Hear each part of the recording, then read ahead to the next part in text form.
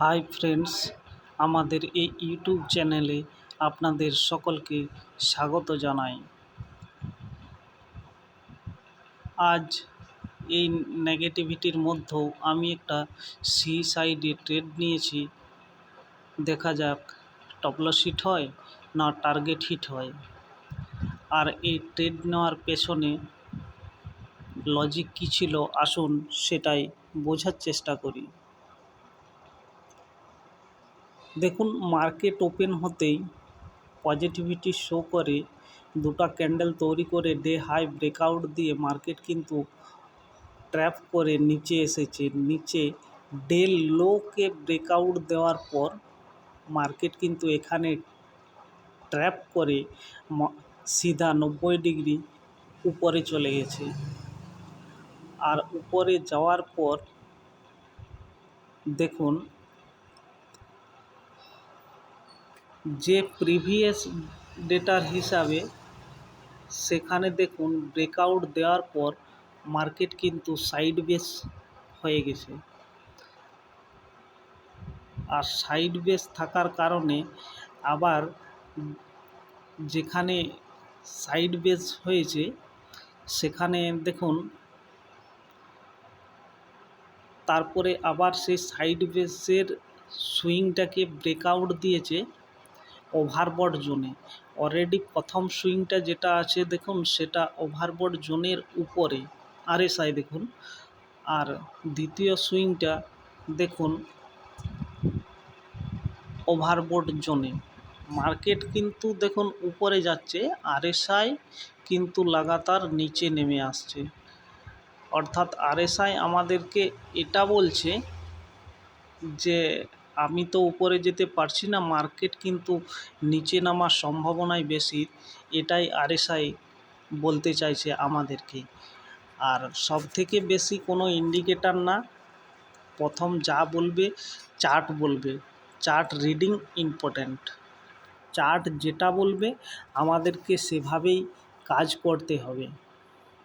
চার্টের উপর আমরা নির্ভরশীল, চার্ট যেটা বলবে আমরা সেটাই করব। আর আরএসআই ওভারবট আর ওভারসোল্ড, ওভারবট জোনে অপারেটর সবসময় সেল করে, আর ওভারসোল্ড জোনে অপারেটর সবসময় কিন্তু বাই করে। আর ওভারবট জোনে যতলাই ব্রেকআউট হোক না কেন সব ব্রেকআউটেই কিন্তু ফেক হওয়ার সম্ভাবনা সব থেকে বেশি থাকে। দেখুন এই আরএসআই মার্কেট দেখুন উপরে যাচ্ছে, আরএসআই ওখানটায় দেখুন নিচে নামছে।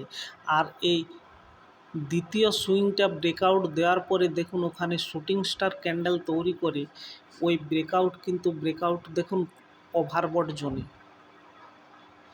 এখানে মার্কেট কিন্তু ট্র্যাপ করেছে, আর ট্র্যাপ করে দেখুন মার্কেট কিন্তু নিচে আসছে।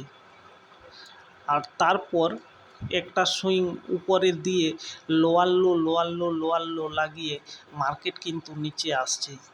আর যে দ্বিতীয় যে সাপোর্ট লেভেলটা আছে, অর্থাৎ এই সাপোর্ট লেভেল আর আমাদের আজকের ডে লো একই জায়গায়। দেখুন এখানে এই সাপোর্ট লেভেলটা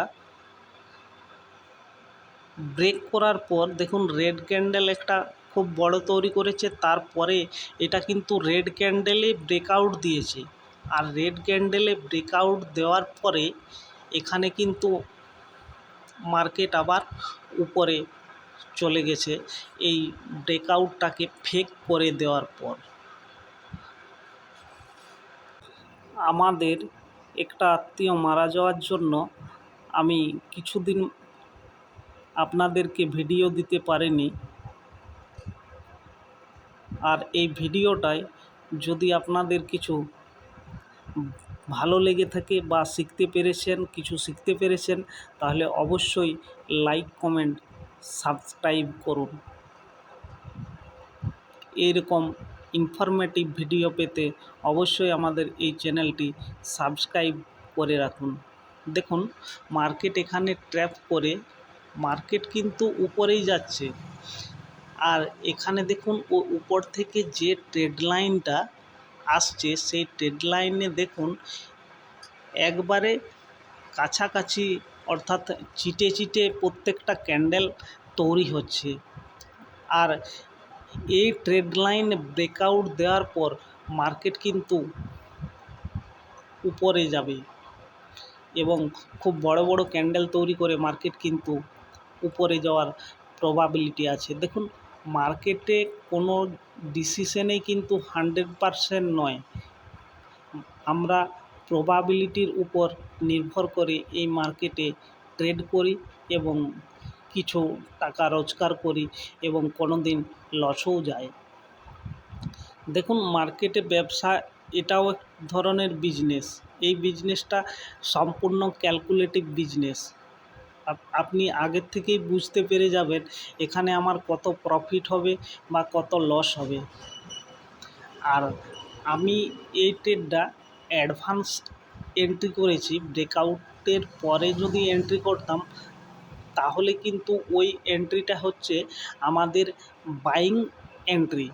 অর্থাৎ আমরা যারা রিটেল বায়ার আছি, রিটেল বায়ারদের মার্কেট কিন্তু এক জায়গায় অনেকক্ষণ যদি টাইম স্পেন্ড করে তাহলে কিন্তু আমাদের থিটাডিকের সম্ভাবনা, অর্থাৎ টাইম ভ্যালু কমে যাওয়ার সম্ভাবনা আমাদের বেশি থাকে।